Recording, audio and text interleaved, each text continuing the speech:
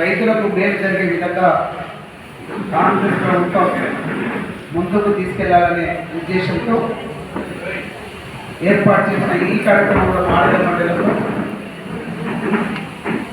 మరి స్పెషల్ ఆఫీసర్గా సిఇఓ గారు, అదేవిధంగా ఈ డివిజన్కి సంబంధించి ఏపీఏ గారు, మిత్రులు నాతో పాటు విచ్చేసినటువంటి బాలాజీ సింగ్ గారు,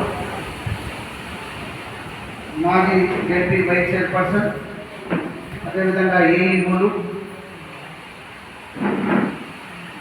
కిషన్ రెడ్డి గారు, కొండరెడ్డి గారు, అదేవిధంగా జగయ్య గారు, జగన్ గారు, యాదయ్య గారు, రమేష్ గారు, విష్ణు గారు, వెంకటరెడ్డి గారు, అందరి పేరు చెప్తారు కానీ మనం దేనికే బదులుకుంటున్నాం. మా లీడర్స్ అందరికీ రైతులు కొంతమంది ఉన్నాం, సగమే ఉన్నాం,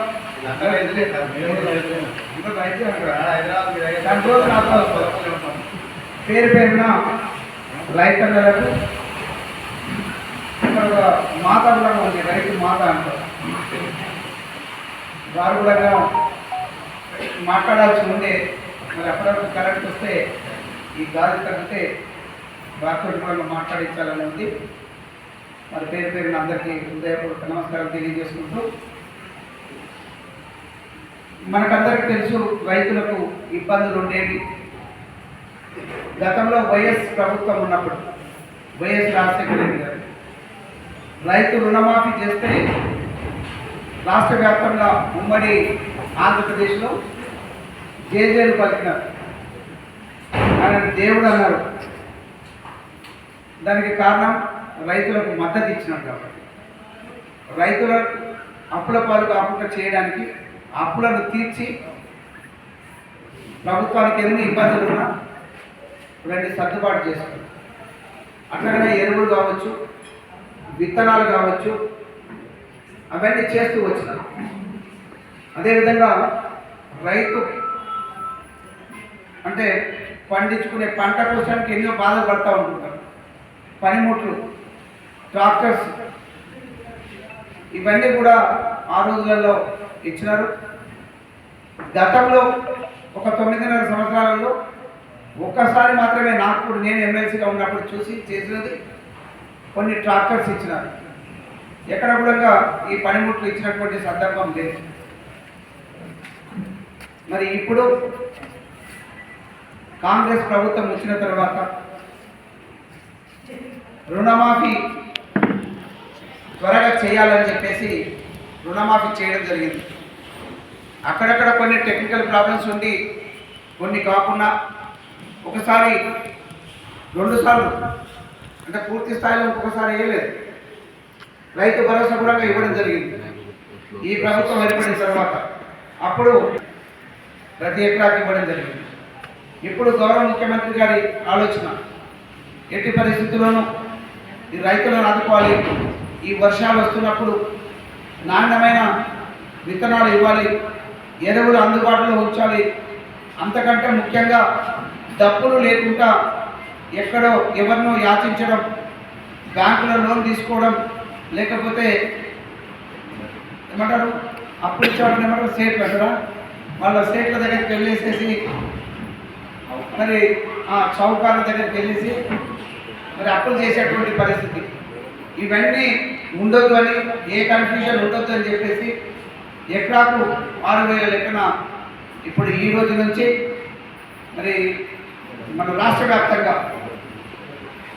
రైతు భరోసా ఇవ్వబడుతుంది. అది గౌరవ ముఖ్యమంత్రి గారు ఎలాగో అనౌన్స్ చేస్తారు.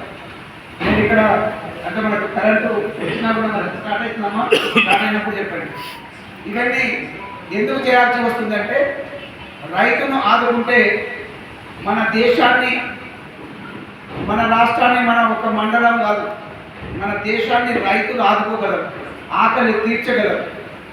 ఆ కుటుంబాలు కూడా రైతు కుటుంబాలు బాగుంటాయనే ఉద్దేశంతో ఎన్ని ఇబ్బందులున్నా, ఎన్ని తెలంగాణ రాష్ట్రానికి అప్పులున్నా రైతులకు అప్పులు ఉండవద్దు అని చెప్పేసి, బాధలు ఉండవద్దు అని చెప్పేసి రైతులు మంచిగా పంటలు పండించాలి, దేశాన్ని ఆదుకునే పరిస్థితి అని మరి ఈరోజు ఒకేసారి మరి పెద్ద ఎత్తున మరి ఈ కార్యక్రమానికి శ్రీకారం చుట్టినటువంటి గౌరవ ముఖ్యమంత్రి రేవంత్ రెడ్డి గారు, అదేవిధంగా వ్యవసాయ శాఖ మంత్రులు బాగా ఎక్స్పీరియన్స్ కూడా ఉంది.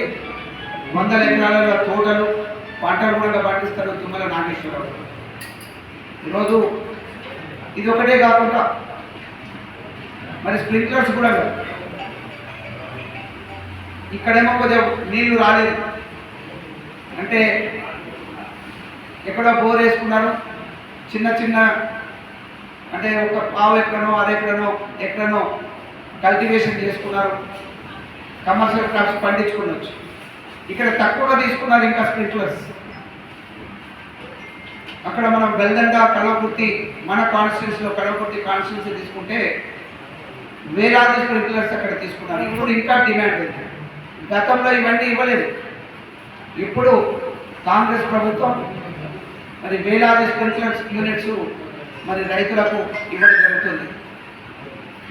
ఇక్కడ మన ప్రాంతాన్ని రైతులకు కావాల్సింది కరెక్ట్గా సమయానికి వర్షాలు పడాలి, ఆ పంట ఎండకుండా మధ్య మధ్యన వర్షాలు వస్తూ ఉండాలి. మరి చాలా ఎక్కువ వచ్చిన ఇబ్బంది, అసలు రాకపోతే ఇబ్బంది. ఎప్పుడు కూడా ఆకాశానికి ఎప్పుడు వర్షం వస్తుందా అని చెప్పి చూసేటువంటి పరిస్థితి. మరి ఇది పోగొట్టాలని చెప్పేసి ఆ రోజు కేసీఆర్ గారు ఇక్కడ కర్మెడలో పాలమూరు రంగారెడ్డి ఎత్తిపోతల ఆ కార్యక్రమాన్ని ఆ ప్రాజెక్టును నేను కూర్చొని ఇది కంప్లీట్ చేస్తా అన్నారు. మేము కూడా ఆ రోజు ఇప్పుడంతా మీరు మంత్రులు మాట్లాడుతున్నప్పుడు చప్పట్లు కొట్టారు. నేను ఎమ్మెల్సీగా అప్పుడప్పుడే అయినా రాలేదు అనుకుంటాను. ఉత్సాహంతో నేను కూడా చప్పట్లు ఒక 5-6 నిమిషాలు కొట్టినా ఆయన మాట్లాడుతున్నప్పుడు కూర్చొని కంప్లీట్ చేస్తానంటే. కానీ ఈ ప్రభుత్వం వచ్చినాక కూడా ఇప్పటికీ అది కంప్లీట్ కాలేదు. 1 సంవత్సరంన్నర అవుతుంది. ఎందుకు అని అంటే ఆ పని మొదలు పెట్టలేదు. దీనికి కూడా కాంగ్రెస్ ప్రభుత్వం మరి బడ్జెట్లో డబ్బులు పెట్టి ఇరిగేషన్ కోసానికి ఇది కంప్లీట్ చేయాలని ప్రయత్నం చేస్తూ ఉంది. ఈ ప్రాంతాన్ని నెగ్లెక్ట్ చేసి అక్కడ కాళేశ్వరంలో డబ్బులు దాదాపుగా 30 కోట్ల రూపాయలు ఖర్చు పెట్టి నేను కంటిన్యూ చేస్తాను.